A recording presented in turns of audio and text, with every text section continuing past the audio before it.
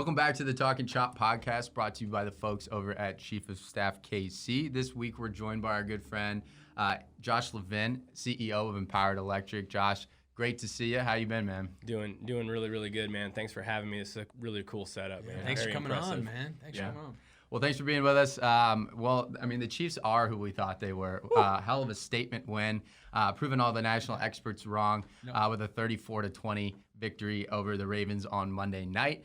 No one really saw that dominant of a victory coming, but we absolutely shut their offense down. And I don't know about you guys, but I was dizzy watching all that pre-snap movement from Andy. So we'll get into all that, as well as our fantasy predictions of the week, as well, and our Week 4 Patriots preview as well.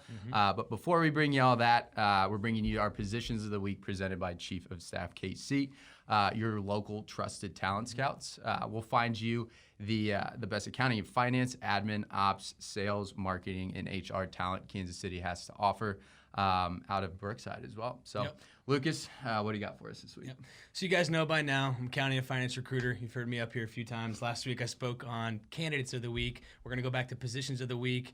We have everything from staff accountant to controllers right now. It's a really exciting time, but the one I want to focus on specifically is an accounting assistant. So this will be good for, I would say, any new grad or entry-level accounting associate that wants to get into a role that's really going to diversify your accounting experience. So 1 to 3 years primarily.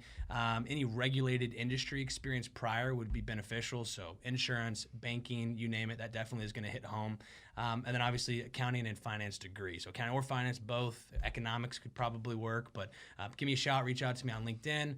Reach out to me at Chief of Staff, and I'll take care of you. We'll get you in the mix. Awesome. And on my end, in HR ops and sales, we actually have 2 different positions open in the Springfield market. We have a client who's going to be looking for an entry-level sales engineer, as well as more of kind of a higher level sales rep to kind of manage the region as well. So if you have a background in engineering or you have a background in sales, let us know. We have 2 different levels open. We'll be sitting out of the Springfield market. So if you may know anyone in that area that's looking for a job, let us know. But that's really our hottest order at the moment. All right, well, those are our positions of the week, brought to you by Chief of Staff KC. Excuse me, I can't even talk this morning. But anyway, so Josh, great to see you again, man. I think the last time I saw you was First Company, which, again, we'll kind of get into. It's Josh's business cohort, where he gave me this awesome shirt, man. I appreciate it. There we go. Josh, where's mine at? Yeah, Come on, dude. I didn't even realize how good they were. Like, we love the way the red looks, but then I thought Chiefs. I was like, dude, this is a great shirt. I almost grabbed the blue one, but I'm glad I grabbed the red one so I could wear it today. But Good call. yeah, so First Company, it's a business cohort that Josh started to kind of help local entrepreneurs kind of think through their ideas early on and offer some advice on how to start a company based on telling your career story. Obviously, you have an amazing career story, but you have a better life story as well. You want to give us just a little bit of background into who you are as a person, and then why you decided to start Empowered Electric. Yeah, it's so funny. It's like cliche. Like, you hear all the people say, like, we're not supposed to be here. So you hear athletes say it when they win a championship or whatever. It's like, but in so many times in my life, I was told like who and what I was going to become. And so my mom, unfortunately, got pregnant with me when she was 16 years old. And like most young girls that are scared and confused, she dropped out of high school and kind of just paved the way to live a life of survival rather than success. And so my entire childhood was marked by poverty, addiction, self-defeat, eviction notices. And so stability, success, security was never even something that was in my mind, because literally, like, we're thinking about starvation. Right. We're thinking about like how to use these food stamps to get us to the end of the month. We're thinking about, like, I remember, as an electrician, it's so funny now, but like my stepdad had a KCP&L like plug-in meter that like they would turn our power off, and at night he would like plug it back in. Like that was the childhood that I lived on, with survival. So even as I built Empowered Electric, and as I've kind of overcome so many things, it's like I want to see other people succeed, because I know that they can do it. Like, I know if I've overcome the poverty, the addiction, the self-defeat, if I've overcome dude, in 4th grade, I was actually pulled into an at-risk class. So this is what's crazy, is like the stuff that we're told, that we believe like subconsciously, right? So in 4th grade, I was pulled into a class and said, hey, your mom got pregnant with you when you're 16. We need to teach you about safe sex now, because you're probably going to knock a girl up. Literally, words from the teacher, you're probably going to knock a girl up. Wow. Before I even know what sex is, I'm like, So what's sex and what's knocked up? You Yeah, know, sure. in 5th grade, I was pulled into another at-risk class where they were said because your parents were alcoholics, your DNA has been altered and you're more than likely going to be an alcoholic. Not giving me the choice, but telling me who I'm going to become, you know? And I don't know, there's a little Kanye West in me where it's like, you tell me what I'm going to be and I want to prove you wrong. Right. And so some of that has been like a chip on my shoulder of like, I almost just want to like win so that I can not only say to other people like you were wrong, but like, hey, everyone else that's ever felt like you were put in a box, that you couldn't succeed, that you couldn't chase your dreams, that you were going to be boxed in, like you can break through that. And maybe you're not going to be the next LeBron James or the next Patrick Mahomes, or you're not going to be there, but I'm way further up than my 4th and 5th grade teachers told me I was going to be, right? Sure. You know, 100%. and so happily married, 4 kids, booming business of 48 people. It's like, what's up? Let's keep going. You That's know? awesome. So, yeah. Love it. Well, so I mean, I originally joined First Company just to kind of support you. You know, you're a great friend, and I kind of wanted to see what you were trying to build, offer some feedback and advice as I kind of went through the program. But I ended up learning so much from that, and just hearing your story. And you're one of the best storytellers I know, and you know, just kind of relaying all the points you're trying to make along the entrepreneurial journey back to your own career. You've obviously been there and done that. So will you kind of walk through, you know, why you started that business cohort, and you know, really what your goal is behind that? Well, so one of the things, and I love like what you guys are doing right now, because like as you guys were like thanks. talking about your top plays or top positions and stuff, like I've never used chief of staff, but if I ever needed to, I would. And I feel like I've become a better interviewer, a better scout. I've learned how to use LinkedIn better to like find recruits, because like I mostly deal with electricians, right? But like we just hired an electrician off LinkedIn using some of the things, some of the educational pieces that you've given me. So even though I'm not a paid client, you've helped me beneficially. So I could not recommend chief of staff more. That's what it's all about. Yeah, Thank you. it's been so much fun. But so one of the reasons that I started it is probably like a staffing agency, you have a bad reputation, right? Like of just like, I don't know, whatever. Like just like construction The can have industry, a There's a bad- stigma There's a sometimes stigma. Yeah, associated with it, exactly. sure. Better word than bad reputation. There's a stigma.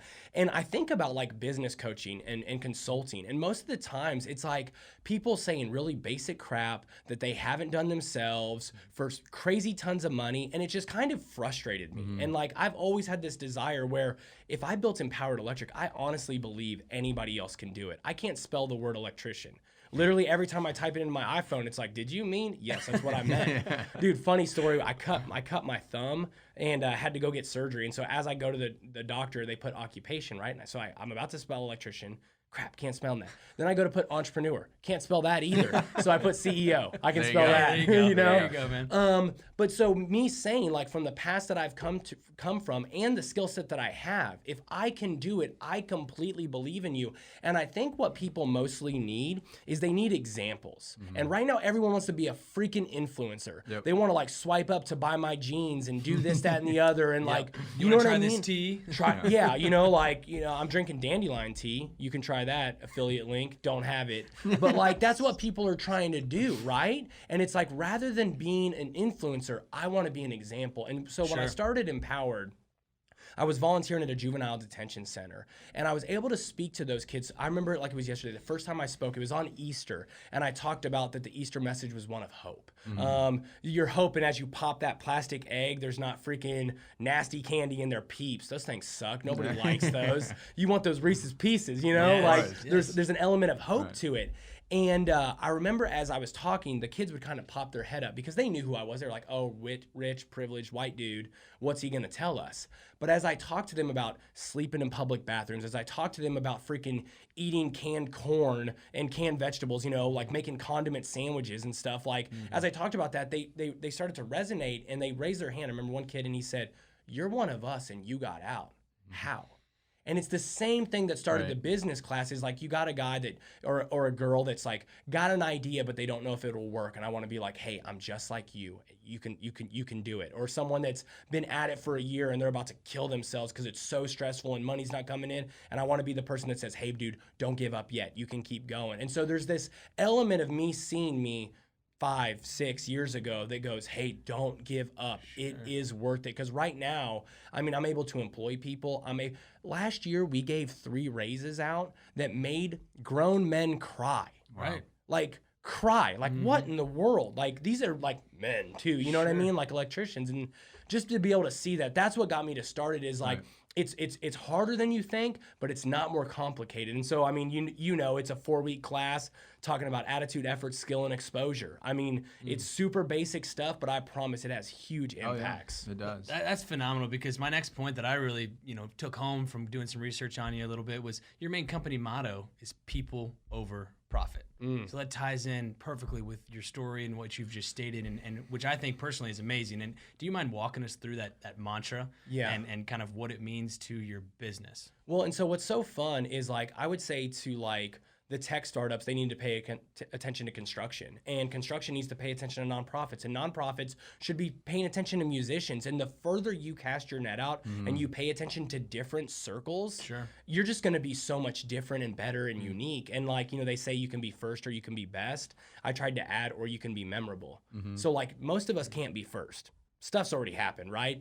Being best takes time. Like, that can be your long-term goal, but today you ain't gonna be best. But you can be memorable. And I remember reading about Elon Musk starting Tesla. And he was like, look, we completely expected Tesla to fail, but what we wanted to do was change the country, or like the people's image, that electric cars were clunky and ugly and not cool. That was the goal. Okay, it wasn't to succeed. Success happened, but the goal was to change the perception on what electric cars were. So for me, whenever I started, there's the Juvie Hall, there's believing that entrepreneurship can be high risk, high reward, meaning high impact. There's all these things kind of cooking. And in the construction industry, honestly, I'm just going to say, people are treated like batteries. Like, you get a battery, you plug it in, you suck it dry, you throw it away. And they just keep doing that. And people are not that important. And I kept seeing that in the industry, and I was like, what would happen? It was almost a science experiment, right? Like, make a hypothesis, run tests, gather results, come to conclusions. I was like, what if I cared more about people and less about profit? What would happen? And I kind of, when I jumped out, I had 5 weeks paid vacation. I had a little bit in savings, and I had a really good job. Those kind of things happened for me to jump out and start. Right. But the entire time, I was thinking, dude, if I fail, I'm just going to go work. My business partner, now that we partnered up, he was at a large electrical company here in Kansas City. And I was like, if I fail in a year, I'll just go work for Paul. Yeah. Like, I had a safety net. So people say don't have a plan B, but I'm kind of like, maybe don't have mentally a plan B, but a safety net's nice, because I jumped out to just say, hey, would this work? And our first year in business, we did $288,000. First full year in business, we did 1.8 million. Got up to like 9 guys, and we went to 3.6, then 4.4, then 7.9. Then this year we're gonna do over 10. It's like, excellent. The gathering the data part was like, if you care more about people and less about profit, 2 things happen. You attract really great people, and you make great profit. It's crazy, I know, but like, that's just where it came from. I love it. Yeah, so, but it's become a hashtag, it's become a slogan. It's a beer at Limitless Brewing in Lenexa. They have people greater than profit. It's a strawberry saison ale. Awesome, I didn't know that. Dude, yeah, really so cool. I mean, it's just, it's just been such a fun ride to change the face of construction and get people to realize that this isn't a dead-end job, with your freaking uncle. Right. That drives a broke down Dodge, It's not just a job, it's a career. Yes, and it really can be. Honestly, in our industry, recruiting, that's what we always look for when we look for, cool clients to place our candidates with is, are they going to have the support? Are they going to be able to buy into a vision and remain there long term? And not just a pit stop in your career, but, that last stop in your career where you can see yourself growing and supported. And, I just, look up to you because I really do think you go about things the right way. And there needs to be more leaders like you that think that way. And here's the thing too, like, if we are a pit stop, so like, what's fun is, like, we have this guy named Cameron, awesome electrician, right? He worked for us for 2 years. And at the end of 2 years, when he finished his apprenticeship, he said, hey man, I'm not super tied to Kansas City. I've always dreamed of moving out to California and working like as an industrial electrician for Amazon. Can I start applying? But if they call you as a reference, I don't want to get fired. And I said, Cameron, absolutely, bro. Like, he was like a 20-year-old kid, right? And I'm like, if that's what you want to do, I'm not going to hold you back, but just please keep working hard while you're here, and you won't get fired, And so about 2 months went by. He got a job offer. He moved out to California. Absolutely loved it. Would send us pictures at Amazon plants wearing the Empowered Electric hard hat still. Like, a great thing. Well, guess what? COVID happened. Yeah. He realized being away from home, like all his family's here. And so like the West Coast was cool, but like it kind of got it out of his system and he wanted to come back. Well, when he came back, guess what? Came back to work for us. Like it had never skipped a beat. And so we always say that we want people to leave better than they came. And it's like, if we are just a road stop, we hope that you were that you were productive for us. And that also we were beneficial to you, because it's like, life is long, you know what I mean? And so that's the only thing that I would say about that. Sure. Gotcha. Well, we ask every guest, a recent first down, which something that maybe, was positive that led to further events of success.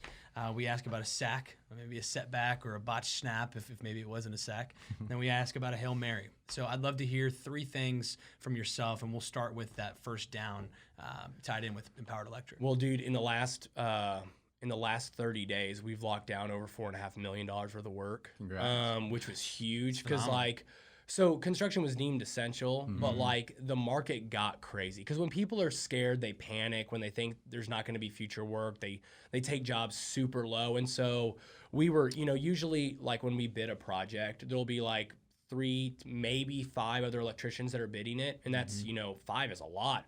We bid one project during this whole craziness, and where there were 24 electricians that bid the job, and it was like, and we took second. So it's like we almost won a job out of 24 people, and it was just a lot of we were doing fine. We haven't had to have any layoffs or anything like that. We had a good, robust backlog, but I'm trying to think about 2021. And we just kept freaking chopping, kept swinging. And locked down 4.5 million, which was huge. Yeah. Because I don't think about the profit. I think about like, bro, that's 21 guys all next year that have a job. Like that's where my brain goes. And so it's been a lot of fun. So I don't know if that's a first down. That may be a touchdown. That might have been the Hail Mary with the touchdown. That's those old, remember the freaking Tom Brady screen passes to Wes Welker that would go for like 98 yards? And so he gets credit for a 98-yard pass, and you're like, bro, that was a 2-yard pass. Dink and dunk. And so that was a Tom Brady screen right there. Well, good deal. What about I don't even know if you want to go after a sack after that, but is there anything you could give us that maybe was a small setback? Yeah, man. So I mean, dude, it always happens. We had 2 guys young kids that, and I say young kids, I mean they're 22. So I'm 35. Right. So it's like, and I even feel like when a 30-year-old's like, oh, I'm so old. I'm like, bro, you're a kid. Like you got so much life ahead of you. And I think it's just because, like, I started Empowered Electric at 30 years old. And when someone, is going, crap, I haven't started a thing yet, it's like, dude, you're fine. From the ages of 21 to 29, I was just learning the craft, and I loved it.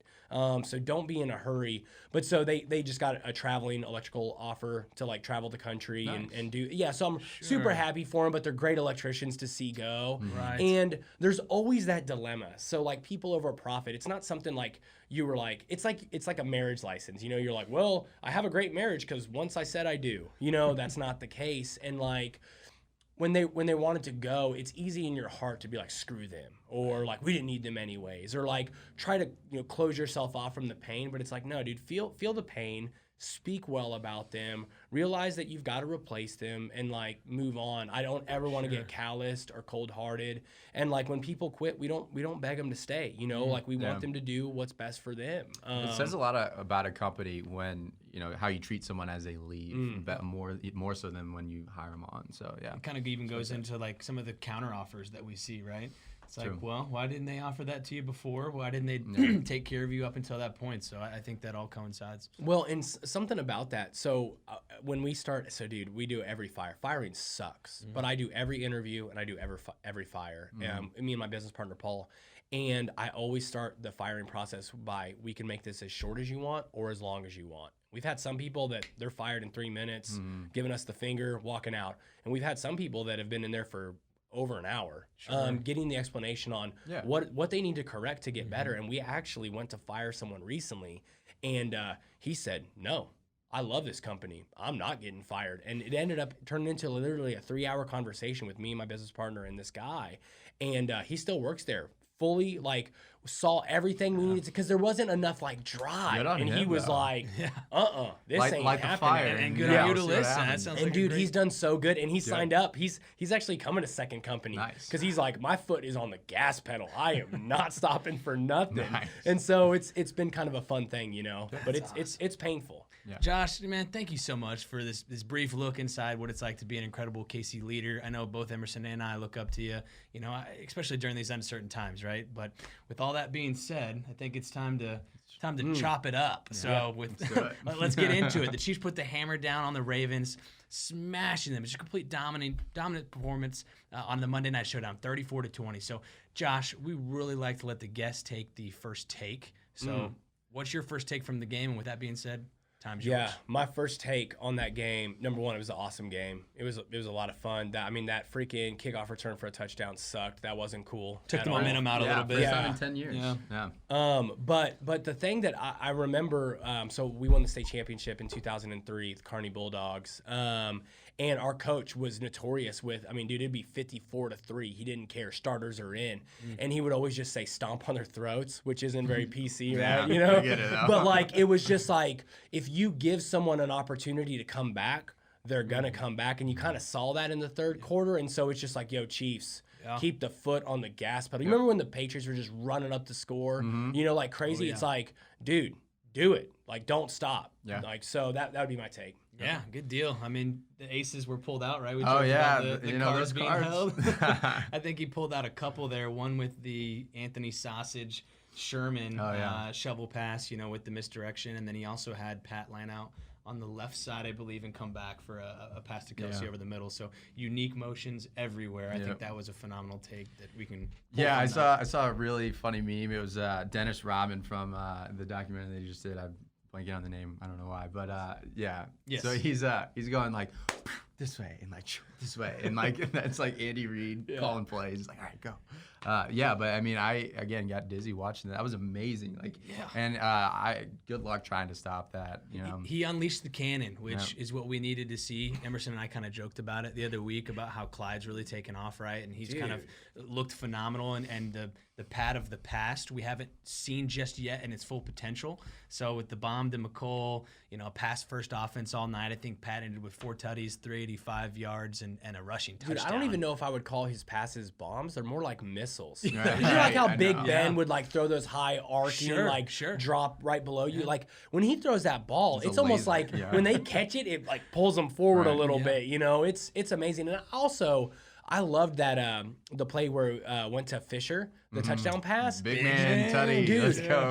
Just that they design plays to get other people involved. Like that dude might have. So I scored 1 touchdown. So I started playing football in 6th grade, and I remember in elementary school, I heard this kid say that he scored 3 touchdowns, and I was like, or he scored like 3, and I was like, oh, isn't that just easy? And he's like, bro, you have no idea how hard it is to score a touchdown.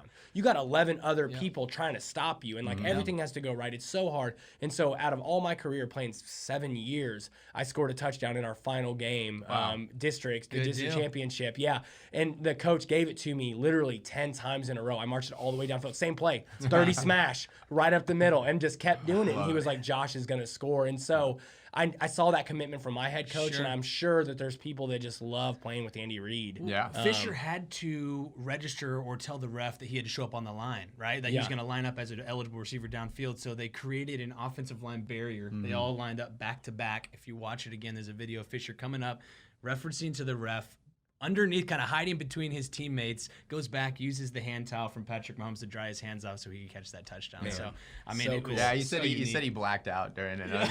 Oh yeah, because it's such an exciting experience, and like right? not a lot of people get to have it. So well, while we're on the topic of big men, how about that game from our offensive line? Again, that was one of the things that we were referencing last week. Is a weaker part of the game against the Chargers, but man, they didn't allow a single sack. Nope. Mahomes just had all the time in the world, and he was getting the ball out early, but they were all out blitzing. Yep. And we have some stats to back that up about the blitz, but they were blitzing I think like 45% of dropbacks, and they only got 5 total pressures all game long, which is absolutely insane. So hell of a game on the big men, but also on the defensive side. That defensive line was just killing them all day long. Yes. Chris Jones had 2 sacks. Frank Clark had a sack. I think Neiman had one too, but obviously the linebacker. But man, they just stuffed that run all day. I think MV Pinnell having him back really did help kind of solidify that run game. But they weren't over pursuing.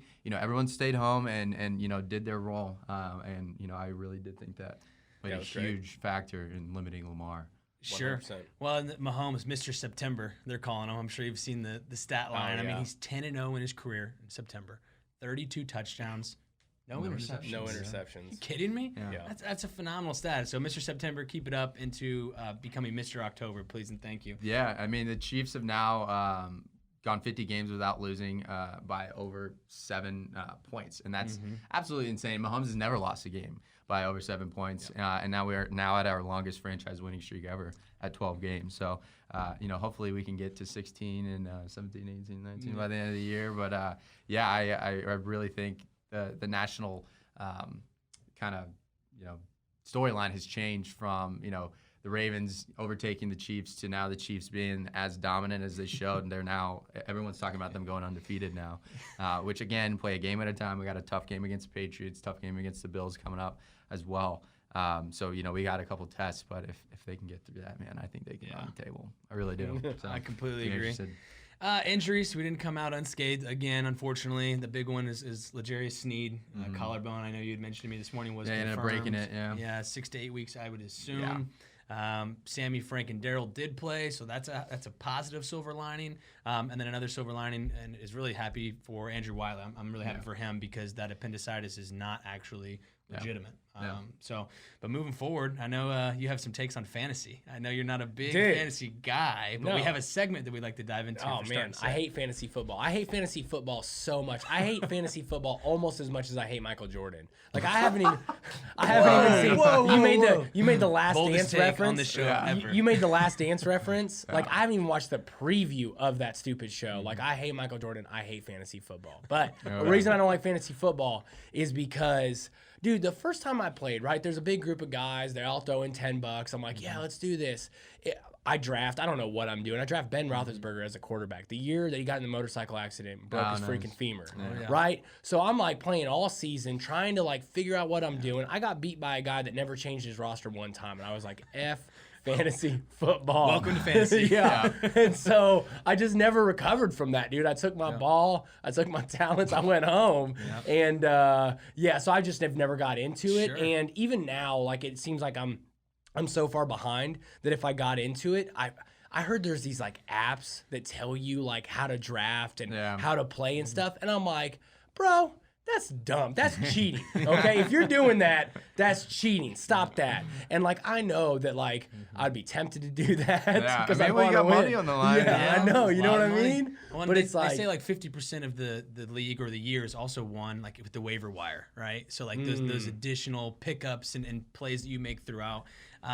But it's cool. Like I don't hate it. I don't hate it. I will challenge you. I'm terrible at it. I will challenge you to maybe play again once in your life. So who are your players of the week? Yeah, so I got Juju Smith-Schuster. He apparently is not playing Sunday because of COVID. I say still start him. Adam Schefter had stated that they may play on Monday or Tuesday. Keep him in your lineups. Make sure to monitor that situation. Sit Patriots defense for obvious reasons. I got a couple waiver wire pickups for you if you're in need of a spot start. So Carlos Hyde, Chris Carson unfortunately got Gator rolled up on, so they don't know if he's going to end up starting this week.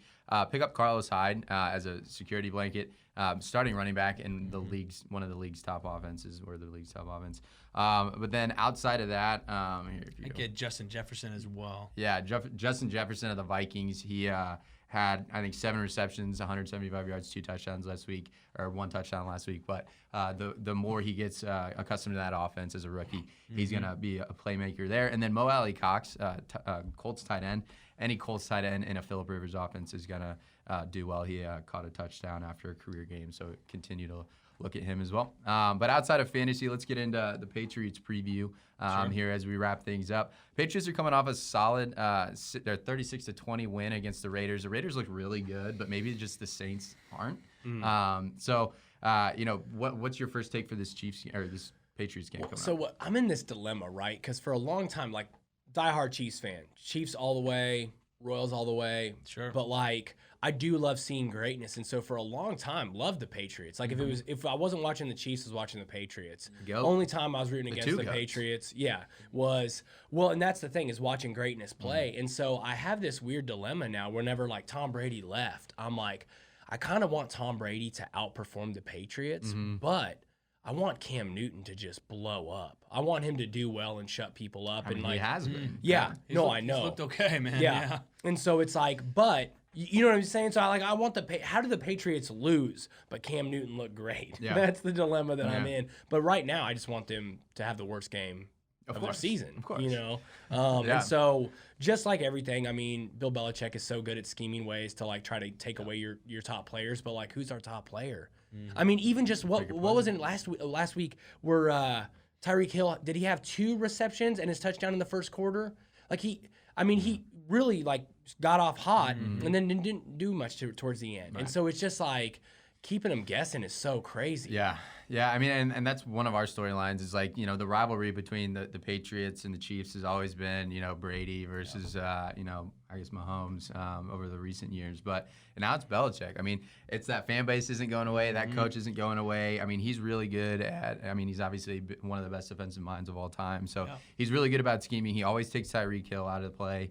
But again, I think we have enough weapons, and I don't think Cam's going to, be that Brady that'll take him over the top and win those games late. But yeah, I'm just interested to see how this rivalry moves forward. And the Ravens rivalry isn't a rivalry anymore because Lamar hasn't won. But if Cam can pull off the upset, then that fire is going to get ignited again, and it's going to be one to keep an eye on moving forward. But Lucas, what are your keys to victory for this week? Yeah, so we've hated the Patriots since even back to the Smith era, right? With some of those playoff losses from there. So, I mean, definitely goes back a ways. And so what I want to continue doing this week is key to victory number 1, keep the cannons firing, keep Pat in a pass-heavy offense first, then engage the run with Clyde. Patriots allowed 7 touchdowns and 740 yards through the air so far this year, so they're porous, there's holes, we can get in there. Hunter Renfrow went off from the Raiders. Went off from the Raiders with 6 catches, 84 yards, and a touchdown. So if Hunter Renfrow did that, the Legion of Zoom can easily surpass those stats. You wouldn't think would happen because that's been their defensive strength is their secondary. So we'll see how you it would works. think. We'll see how it pans out. And then Bill will come with the blitz no matter what. I mean, he, like you stated earlier, his schemes are phenomenal. So we need to be ready for that. Maintain that offensive line integrity. Pat will do the rest. Pat was 17 for 21 for 219 yards and 3 touchdowns against the blitz. Best game of his career. Yeah, best game of his career. He's just learned to read defenses, right, is what he stated in the offseason. So Are you familiar at all with David Goggins? You know who that is? He wrote a book called You Can't Hurt Me, Navy SEAL, motivational speaker. But he always talks about taking souls. And it's just just take their soul. And that's what I want to see, man. Some just blow out. Just let them realize that like rivalries aren't even a thing for the Chiefs. Like it's who's next. Goldberg, WWF back in the day or whatever. Like so. Yeah, and then the last point that I think will really hit home is continue tossing chum in the water for Frank the Clark Shark to get out there and Chris Jones and let that D-line eat. We've had 11 sacks this year, 6th best in the league. Cam is not as elusive as Lamar Jackson, so we should be able to get him. He's big. He's big. We got some big boys, too, that can take him down. So I'm excited to get after the quarterback. So instead of offensive and defensive players this week to watch, I wanted to ask Josh a specific question because he has the most controversial take I've ever heard on this subject. Likewise. Josh completely wholeheartedly disagrees with the Mahomes contract. Why the hell do you think that way? I mean, I don't even know how this is a debate. So this is 2 hot takes, right? Like controversial. Don't hate Michael Jordan. Yeah. Don't think this contract's You're just worth bringing the it. fire today. So here's my whole reason is just like paying attention to big contracts throughout any sport, whether it's A-Rod, right? Whether it's Albert Pujols going to the Los Angeles Angels, whether it's freaking who's the guy out at the Raiders? I always forget his name. Derek Carr. Yeah. Like think about that. He signed some record deal. Can't even remember the dude's name. Joe Flacco. Like all these guys are garbage that sign these huge deals, and like nobody in the towns love them. You think go to Baltimore and ask if they like Joe Flacco. That's not the case. Go to L.A. and ask them about Pujols. Ask the Cardinals about Pujols. It's like these record-setting, record-shattering deals don't ever seem to pay off. Like prove me wrong. Tell me somebody. Bryce Harper.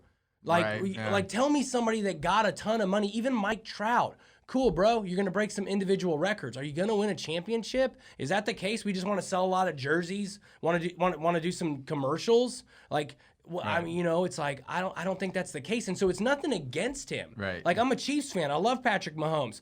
I photobombed his girlfriend's workout videos at One Life by accident, not on purpose, but I don't know about that. Sure, Josh. but a fiance. Congrats like, on their baby announcement, by baby, the way. yeah. I'm a total fan of him, but it's like if you want to make it record setting, like okay, cool, make it record setting. Did you have to like go that far? I mean, what would have set the record? 350 or I mean, a lot less would have. Yeah. So Well, hopefully he proves you wrong moving forward. I hopefully he makes you eat your words, and we'll have you back on the podcast and make you literally. Eat your own so words. that's and that's the thing too is like what people don't understand is like I want to be wrong. Mm-hmm. I want him to win 4 more Super Bowls, but it's like here's the thing that we were talking about even before the show began is like he struggled against the Chargers, right? The LA Chargers. Yeah. How weird is that? I know, right? The LA Chargers. He struggled hard, and somebody said, "Well, it's not his fault." Bull crap. I've been a LeBron James fan. That's why I hate Michael Jordan because King of James course all the you're a way. LeBron James King fan. James, baby. This Kobe. is the year. And so, whose fault is it when they lose? Always his. It's not Kevin Love's. It's not Kyrie's. It's not AD's. It's not Kuz. It's not anybody. It is his fault. And it's like, so you think Patrick Mahomes is going to be any different? Like he can get sacked 35 times in a game. Doesn't matter when you're making 450. True. It doesn't matter. The only thing I will say, and this is a contrary point, but those salary caps, they're going to keep going up. They're going to keep going up. So people are stating that this will be a good deal in 2, 3, 4, 5 years because the NFL have more money to spend. People will look back and say, Pat, you got him for cheap. Yeah. So I mean, one counterpoint for sure is all the guys that I did reference were on the tail end of their careers, looking to get paid for past performance. Why is Tom Brady getting $25 million a year for these next 2 years? Have no idea, right? Because jerseys are going to get sold, Name recognition, and you would say butts in seats, but not really. Right. So maybe TV time. So they are projecting out, but it's just like, dude, how many people become who you think? Zion Williamson. He ain't going to be who they think he's going to be. Yeah. Like, think about how You gotta many stay people. healthy.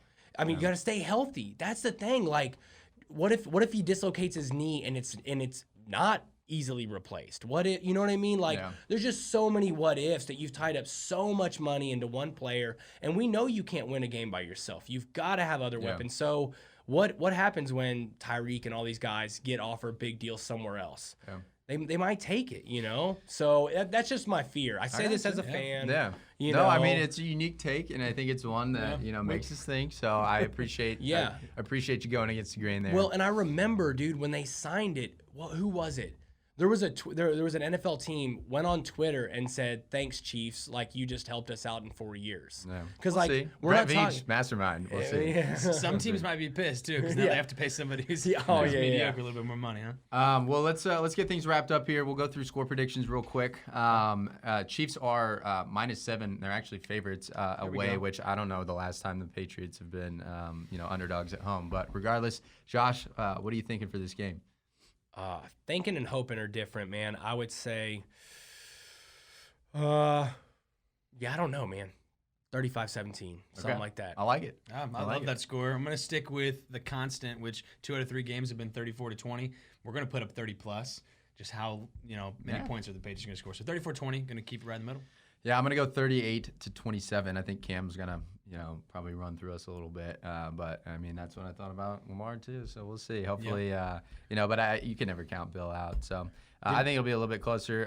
Overall score, Lucas, you're winning with +30 overall. The guests are at +34, and I'm at +38. So we'll see how that goes moving forward. But that does it for week 4 of Talkin' Chop. If you're listening on YouTube, Spotify, or Apple Music, make sure to subscribe to us. Follow us along all seasons. We've got a lot more cool guests coming up with a female-focused episode next week, actually. That'll be really cool to talk to a couple female leaders here in Kansas City about how to use the Chiefs to your advantage in business, actually. So that'll be really fun.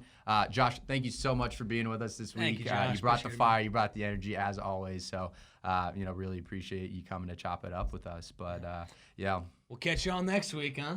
And as always, Go Chiefs.